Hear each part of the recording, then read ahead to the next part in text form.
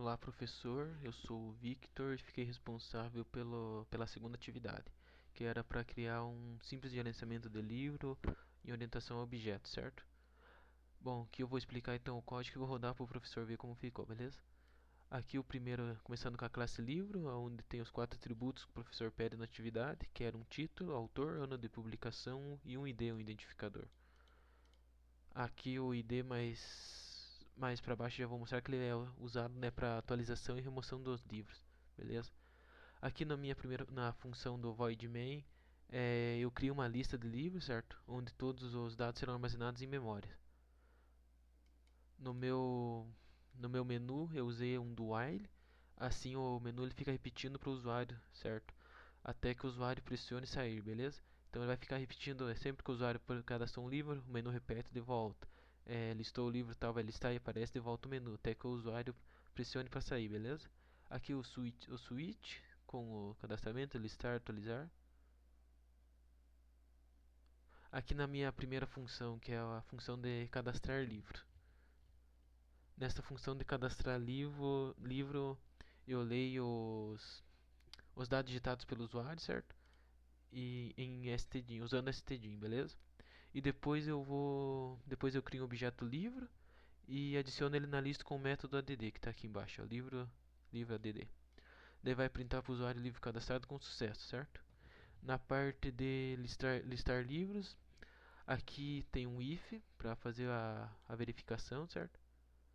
Para ver se tem livros cadastrados. Caso não tenha livro cadastrado, né, ele vai printar na tela nenhum livro cadastrado. Caso tenha, ele vai percorrer esse for aqui, mostrando o ID, título, autor e ano, certo? De cada livro. Aqui em atualização de livro, eu usei aqui, né, a parte do ID, onde eu tinha comentado lá em cima, né, que o usuário vai colocar o ID, por exemplo, ID 01, ID 02, 03 e assim por diante. Caso não tenha o ID, ele vai aparecer aqui esse if, né, que não foi encontrado. E caso tenha, ele também vai percorrer esse for e vai aparecer lá para o usuário colocar novo título, novo autor, novo ano e depois atualiza, certo? Na parte de remoção, ele também pede o ID, como eu falei, também você colocar ID 01, 02, 03. Caso não tenha encontrado, ele vai retornar esse else.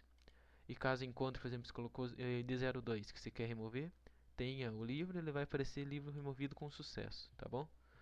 Aqui eu vou mostrar rápido para o professor como é que ele funciona também.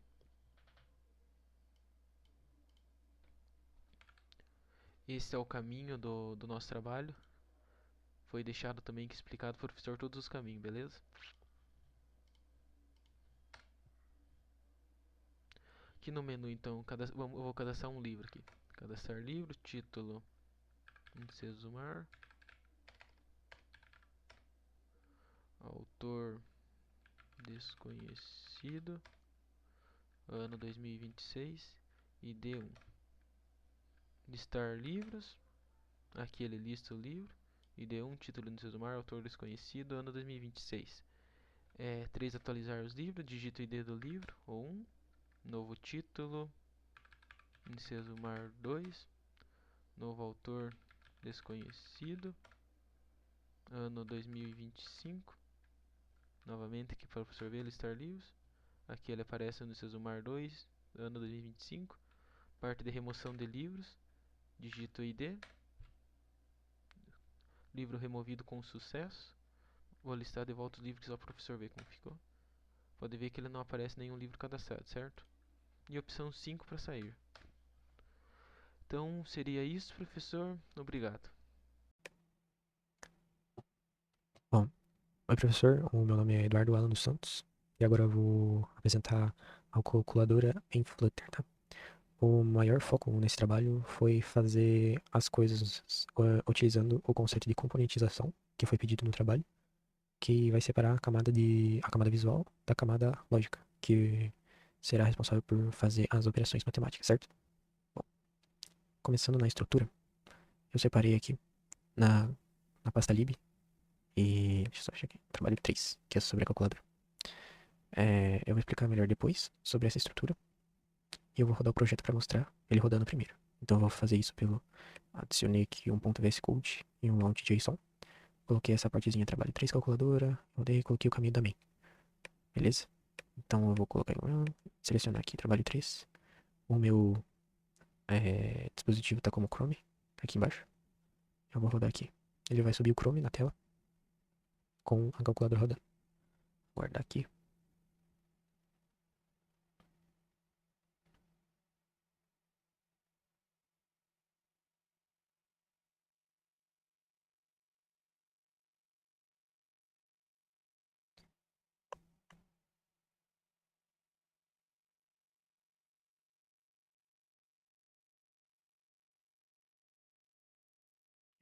Demorou um pouco pra abrir. Carregando. Tá, beleza. Aqui a interface da minha calculadora não ficou o mais profissional possível, mas ficou funcional e que dá pra entender o que tá acontecendo. Bom, existem as 4 operações básicas, né? A divisão, a multiplicação, a subtração e a adição aqui. E eu coloquei mais algumas funcionalidades que visa a melhor experiência do usuário, né? Porque eu testei a calculadora do meu celular e vi que ela tem essa funçãozinha que eu vou mostrar agora. Bom, aqui nos botões todos funcionam, beleza? Todos estão funcionando com o clique do mouse. Eu não implementei a versão não, né? O clique no teclado, os números, somente no mouse. Aqui, o que acontece quando eu clico aqui, ele continua, ele não zera. Eu consigo apagar com o botãozinho C. Então, eu vou fazer aqui a operação 2 mais 2. O que eu falei sobre a experiência do usuário foi isso aqui. Uma column em cima de histórico da operação. Então, a cada número que eu itero na minha string, eu coloco aqui em cima no histórico. Beleza? Então, 2. Coloquei aqui no visualizador, que daqui a pouco eu vou mostrar o código e vai dar pra entender melhor. Aqui, e aí eu coloco um sinal, né? E ele sobe aqui também. E agora eu vou clicar no sinal de igual para ele concluir a operação. Beleza. Resultado 4. E aqui ficou o histórico da minha operação. Beleza. E aqui eu implementei também o tal do reset inteligente, né? Que, como eu apertei igual aqui, ele deu o resultado dessa conta aqui de cima. Então é 4. Eu vou fazer outra conta aqui. Vamos supor que eu quero fazer 8 vezes 5. Entendeu? Ele some o histórico e ele não itera com o resultado. Ele literalmente zera o resultado e substitui pelo número que eu cliquei no botão. Então, 8 vezes 5, como eu falei, né?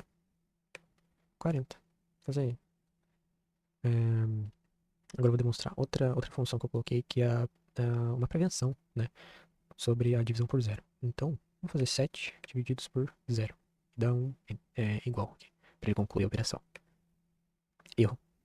Então, ele não trava o aplicativo, né? Não cracha, não acontece nada por conta dessa prevenção. Erro aqui. Ah, deu erro. Ah, deixa eu ver, eu vou fazer então 1 menos 1. Beleza. Erro sumiu, eu consegui fazer minha aplicação tranquilamente. Bom, eu vou minimizar aqui. E agora a gente vai falar um pouco sobre o código em si. Aqui, como era o conceito de componentização, eu utilizei widgets. Separei nas pastas aqui. Aqui ficou o widget de botão, o widget de display. Aqui na raiz do trabalho 3 tem a calculadora de fato, o cérebro, né? A parte lógica. E aqui é onde eu vou chamar a minha calculadora de fato. Aqui em assets, somente um print da minha interface para colocar aqui no readme, mas depois eu falo sobre o readme.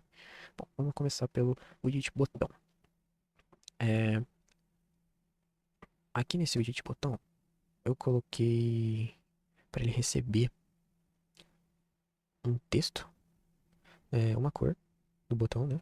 Um texto do botão, uma cor do botão e uma função de clique como parâmetros, beleza? Dentro dele também eu coloquei o expanded para que os botões se estiquem e preencham qualquer tamanho de tela. Então ele é super responsivo aqui, né? Ele dá um errinho ali, mas eu não sei o que é. Bottom overlaid by. Então ele acho que eu aviso sobre. Enfim, não tá totalmente responsivo, mas tá o mais adequado possível. Ok, então é basicamente isso que eu fiz, né? Coloco ao clicar quando pressionado, que é esse parâmetro aqui, né? Então, o parâmetro que ele vai receber lá, aqui no onPreset. E aqui eu coloquei o texto também, né? A corzinha do texto e o tamanho da fonte. Tudo bem? Vamos para o display agora. nos widgets eu deixei como stateless por conta de ser um estado estático pro meu botão. Eu não quero que ele mude, né? Então eu deixei como estado estático. Isso é importante de falar também, porque é um conceito importante sobre o Flutter, né? Então, vamos continuar pro display aqui, que também é um estado estático. Eu quero que ele continue do jeito que ele tá, pelo menos o meu widget de fato. E aqui eu coloquei o displayzinho, nada mais é que essa parte em cinza, preto. Vamos deixar em preto, porque cinza, teoricamente, são os botões. Então eu vou deixar em preto aqui, vou chamar de preto essa parte. Bom, aqui temos o valor dele, que é essa parte maiorzinha aqui, né? E o histórico, que é essa parte de cima aqui. Bom, como eu disse, ele utiliza column para deixar o histórico em cima do valor principal, né? Ele alinha da direita, né? Também é um expanded, um container, que é a linha da direita. Aqui. Deixei o meu histórico por cima, com a fonte de 24 e uma cor de white 55%, que é esse 54, perdão. Esse 54 significa a opacidade da minha cor, né? Eu posso usar, eu achei melhor usar em opacidade menor para deixar menos destacado e o usuário entender que isso aqui é um histórico e que o valor destacado é para onde ele tem que olhar de fato. E aqui está o meu valor, que eu deixei 100%. Também está como negrito e está com uma fonte maior também. Beleza? Então esses foram os meus widgets. Subi eles aqui. E agora a gente vai para calculadora. Bom, a calculadora já é diferente, porque eu preciso que ela transforme, vamos dizer assim, entre aspas, ao vivo, né? O meu valor, os botões que eu clicar, ele tem que aparecer aqui, então ele precisa ter essa mudança de estado, certo? Aqui tem bastante variável. O valor começa zerado, o meu histórico começa vazio, então não vai ter nada em cima. O primeiro número também começa vazio, porque não tem porquê começar com o valor.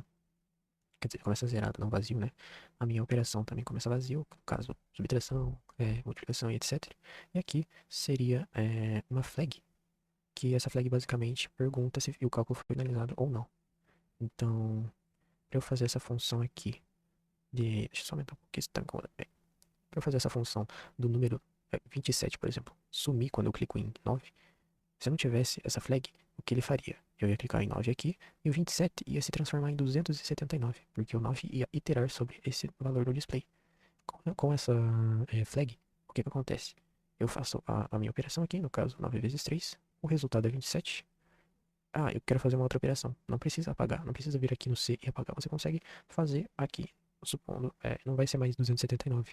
Agora, simplesmente 9. Por isso, dessa flag.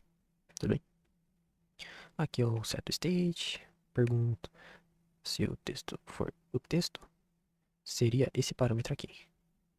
7, 9. Então, esses carinhas aqui, 7, 8, 9, traço, barra, quer dizer, 4, 5, 6 e multiplicação, todos esses aqui seriam o parâmetro texto aqui, né? Então, se o texto for aqui, ou C, ele vai limpar tudo. Se o texto for as operações, como os meus números aqui são strings, eu tenho que converter para número aqui para ele fazer a conta, né? Então eu converti para double. Por que eu converti para double e não para inteiro? Bom, basicamente, se eu fizer uma operação 5 divididos por 2, ou esse aqui ia dar 2, ou ia dar um número totalmente estranho, né? Então, é por isso que eu escolhi double. Porque numa divisão é possível que os números deem fracionados, né? Não inteiros, né? Decimais, no caso. Então, eu deixei em double por causa disso. Caso eu vá implementar alguma hora uma vírgula aqui, né? Então, 5,6 mais 2,3, né? Eu tenho já essa função meio pronta, assim, né? Não precisa me preocupar com a transformação depois. Mas é mais por causa disso. Operação é o texto, então isso aqui, o display fica zerado. E aqui a flag abaixa. Aqui é basicamente, quando eu clico no sinal de igual, ele faz tudo isso aqui, né? Então, também transforma em double, o resultado fica zerado, e o texto pro meu histórico vai ao valor do display. Não preciso transformar em double, porque é justamente o histórico que vai aparecer no display, então ele pode ser em string. Na verdade, ele deve ser em string. Aqui eu pergunto se a operação qual operação. De acordo com a operação, eu faço a conta matemática aqui, né? Só um adendo para operação de divisão, que se for dividido por zero, ele vai mostrar o erro, o histórico vai ser mantido lá em cima e a flag vai ser levantada. Se não, ele faz a conta de divisão certinho. Aqui no truncate do double, eu coloquei basicamente porque, por exemplo, 2 mais 2, quando eu clico aqui, ele não mostrar 4.0, né? Por isso do toInt do string, ok? Então, se ele for uma divisão tipo 5 divididos por 2, ele entra nessa segunda aqui e mostra 2.5, sem problemas nenhum. A operação fica vazia novamente, então eu consigo colocar uma outra operação aqui, novamente, né? Primeiro número é zerado, o histórico é mantido e a flag é levantada, ok? E já preparei o terreno aqui para outra operação. Opa.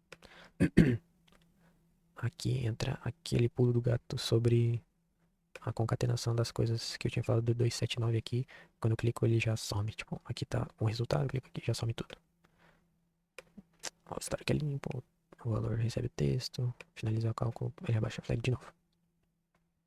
E aqui é basicamente toda as minhas colunas e as minhas linhas, né, utilizando do meu widget botão. Que como eu tinha falado, ele recebe um texto e uma função. A cor, ela, eu não passei cor aqui porque eu deixei como cinza mesmo, a cor padrãozinha. Depois aqui na operação que eu coloquei a corzinha diferente pra diferenciar justamente das operações e números, ok? Aí o botão pressionado eu coloquei como string mesmo. Então, por isso que eu tive que fazer aquele double.parse e tal.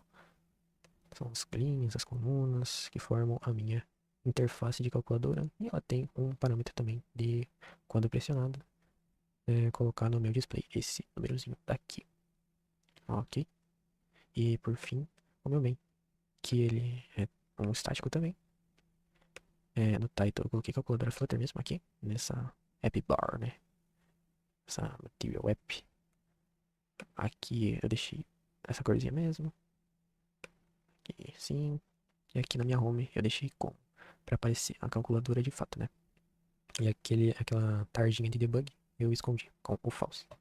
E pra finalizar, tem o meu readme, que é basicamente a documentação do meu código, de como ele funciona, como ele precisa para rodar, a estrutura dos componentes e a interface, que está em Assets, como eu tinha falado antes, e está aqui.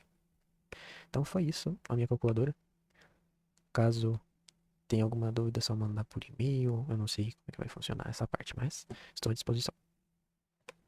Boa noite, professor. Bom, não sei a hora que você vai estar vendo esse vídeo, mas eu vim aqui para mostrar um pouco como a gente desenvolveu ali, né, a lista de tarefas. A gente chama de to-do list, no caso, né? Bom, começando aqui pelo modelo, né? A gente, na verdade, dividiu em models e providers, né? E uma main. Aqui no models, a classe toda aqui, ela vai definir como é uma tarefa no sistema, né? Aqui no mini sistema. Cada tarefa vai ter um ID, um título e um booleano para falar se está completo ou não daí. E já vindo um pouco aqui na lógica, né? eh, que fica aqui dentro do nosso provider, a gente utilizou uma biblioteca aqui que é a RiverPod, que é uma biblioteca de gerenciamento do estado para o Flutter, né? O que explica aqui é o copy-with, né? Que a gente utilizou aqui na nossa classe principal, é, onde os campos aqui são o final. Então, no Flutter isso é uma boa prática, né? Que em vez de a gente modificar um objeto existente, a gente usa esse método aqui, o copy-with, para criar uma cópia do objeto com os valores alterados, no caso. E isso ajuda também aquela biblioteca que eu mostrei aqui, a RiverPod, a detectar mudanças no estado da classe. Bom, vindo um pouco para a parte da lógica, a gente fez aqui um notifier, list to do, que é onde é o estado inicial aqui, onde a lista realmente se inicia vazia. Aí a gente tem aqui os métodos de manipulação, que é o add to do, que ele usa o operador split, aqui o state no caso, para criar uma nova lista adicionando um novo item.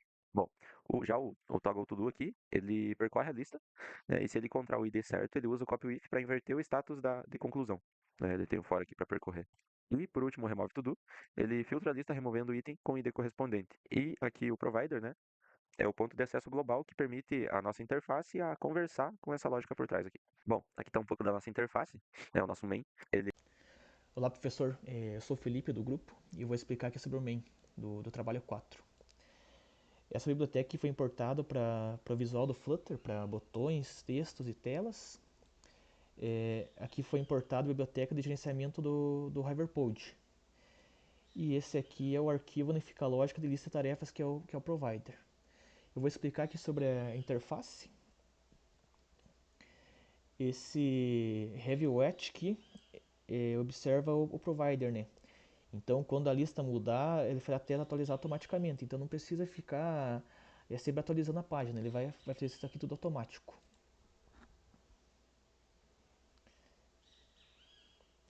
Aqui nesse ref-read aqui e add tools, o ref-read acessa o provider e o add tools, tools to do, quer dizer, desculpa, é a função que adiciona tarefa na lista. Então, ele vai adicionar tarefa na lista aqui, né? E se caso não tiver nenhuma tarefa na lista, vai aparecer essa mensagem aqui, ó, de nenhuma tarefa por enquanto. E aqui esse read e esse remove to-do é para remover a tarefa da lista.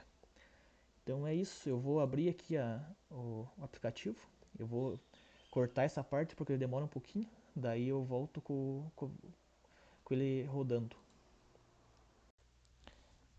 Então tá aqui o app rodando e eu vou mostrar aqui, eu vou escrever um exemplo aqui, entrega de trabalho hoje.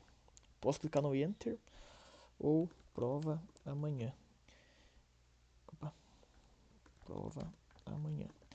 E posso adicionar por aqui, ó, no maisinho aqui.